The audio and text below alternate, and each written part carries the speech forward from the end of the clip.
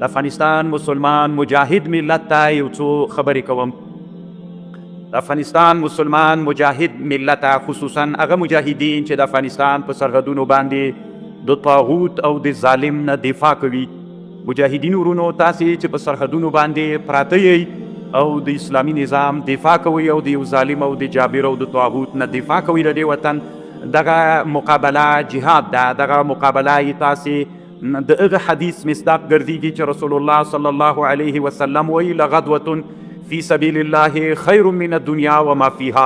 د تاسې د همدغه حدیث مصداق یې چې د یو ظالم او د طاغوت په مقابل کې دفاع کوي. یی مجاهدین او د اسلام په سنګرونو پراته د اسلامي نظام نه دفاع کوي او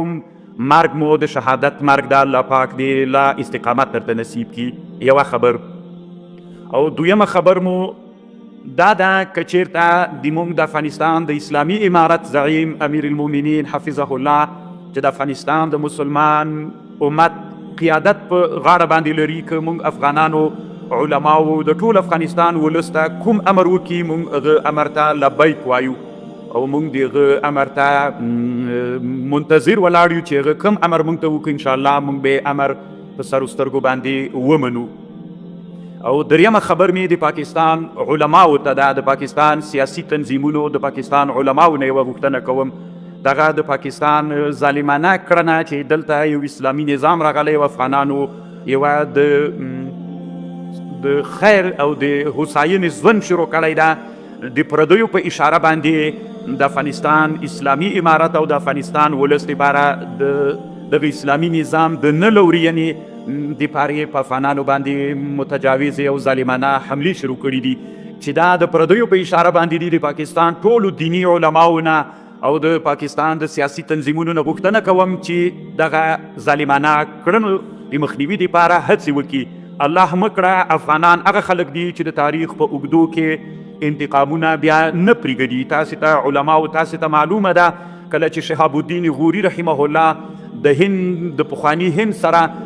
په جګړه کې ماته وخوړله، یو وارې بل وارې غزني ته راغی، یو کال بعد کله چې پېښور ته ورسېد هلته په پېښور کې بیا یو چا ورته ویلي چې چیرې ځې، نو ده غوسه ورته وکړه، ورته ویلي چې ما هغه سپین کالي چې د کپن په شکل مې اغوستلي ول د مقابلې دپاره، او نو هغه سپین کالي له تېر کال نه تر اوسه ما نه دي بدل کړي، سره له دې چې زه تقریبا له اجمیر نه تر غزني پورې راغلم، اوس بیرته دغه در روان یم، نه مې هغه کالي بدل کړي دي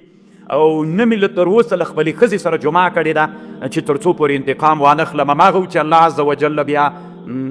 د مسلمانانو فتح نصیب کړه. نو موږ د تاریخ په اوږدو کې هغه انسانان یو چې که انتقام ته اراده وکړو بیا یې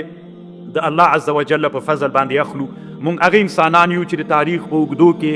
موږ ته د دنیا مؤرخینو د فاتحینو د غازیانو لقب راکړی ده، که د الله عز وجل